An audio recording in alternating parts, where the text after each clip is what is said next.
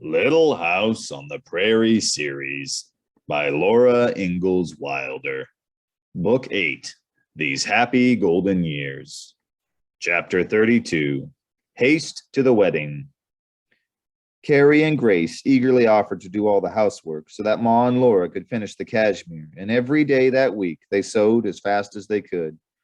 They made a tight-fitting basque, pointed at the bottom, back and front, lined with black cambric lining and boned with whale bones on every seam.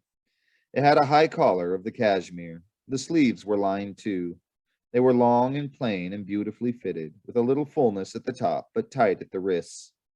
A shirring around each armhole in front made a graceful fullness over the breast that was taken up by darts below. Small round black buttons buttoned the basque straight down the front. The skirt just touched the floor all around. It fitted smoothly at the top, but was gored to fullness at the bottom. It was lined throughout with the cambric dress lining and interlined with crinoline from the bottom to as high as Laura's shoes. The bottom of the skirt and the linings were turned under and the raw edges covered with dress braid, while Laura hemmed down by hand on both edges so that no stitches showed on the right side. There was no drive that Sunday. Almanzo came by for only a moment in his work clothes to say that he was breaking the Sabbath by working on the house. It would be finished, he said, by Wednesday, so they could be married Thursday. He would come for Laura at 10 o'clock Thursday morning, for the Reverend Brown was leaving town on the 11 o'clock train. Then better come over with your wagon Wednesday if you can make it for Laura's things, Pa told him. Almanzo said he would, and so it was settled, and with a smile to Laura, he drove quickly away. Tuesday morning, Pa drove to town, and at noon he came back bringing Laura a present of a new trunk. Better put your things into it today, he said. With Ma's help, Laura packed her trunk that afternoon. Her old rag doll, Charlotte, with all her clothes carefully packed in a cardboard box, she put in the very bottom. Laura's winter clothes were laid in next, then her sheets and pillowcases and towels, her new white clothes and calico dresses, and her brown poplin. The pink lawn was carefully laid on top so that it would not be crushed. In the hat box of the trunk's till, Laura put her new hat with the ostrich tips, and in the shallow till itself she had her knitting and crochet needles and worsted yarns. Carrie brought Laura's glass box from the whatnot, saying, "I know you want this." Laura held the box in her hand, undecided. "I hate to take this box away from Mary's. They shouldn't be separated," she mused. "See, I've moved my box closer to Mary's," Carrie showed her. "It doesn't look lonesome." So Laura put her box carefully in the trunk till among the soft yarns where it could not be broken. The trunk was packed and Laura shut down the lid. Then Ma spread a clean old sheet across the bed. "You will want your quilt," she said. Laura brought her dove in the window quilt that she had pierced as a little girl while Mary pierced a 9-patch. It had been kept carefully all the years since then.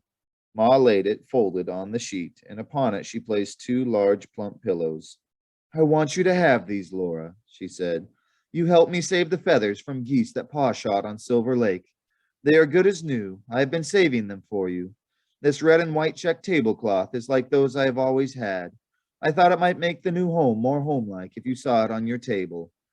And Ma laid the tablecloth, still in its paper wrapping, on the pillow. She drew the corners of the old sheet together over all and tied them firmly.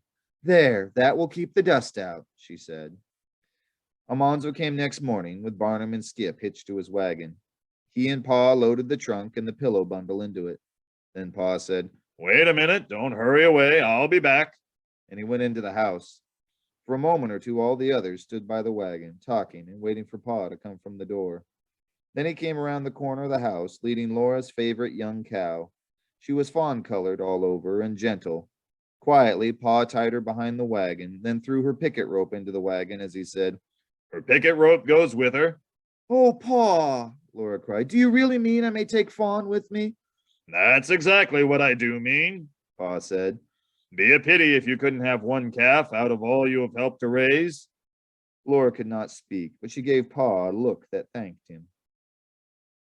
"You think it is safe to tie her behind those horses?" Ma asked, and Almanzo assured her that it was safe, and said to Pa that he appreciated the gift of a cow.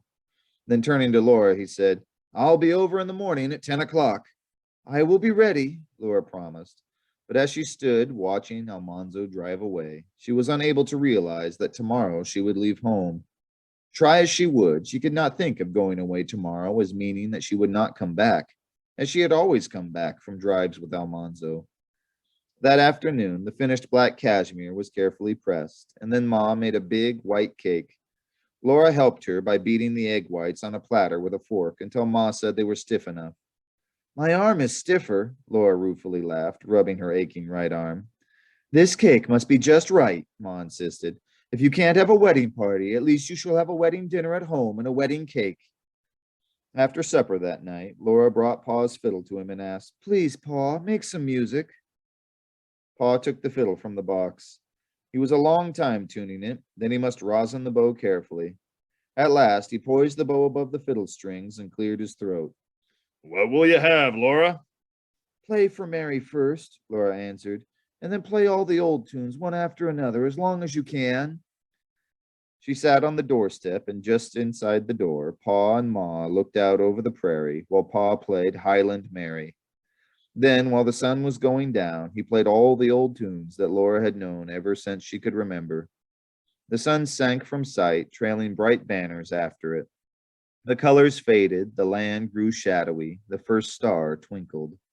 Softly, Carrie and Grace came to lean against Ma. The fiddle sang on in the twilight. It sang the songs that Laura knew in the big woods of Wisconsin, and the tunes that Pa had played by the campfires all across the plains of Kansas.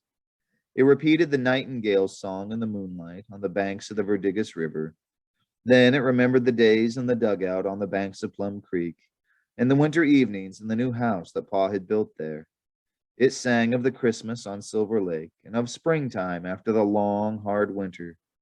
Then the fiddle sounded a sweeter note, and Pa's deep voice joined its singing.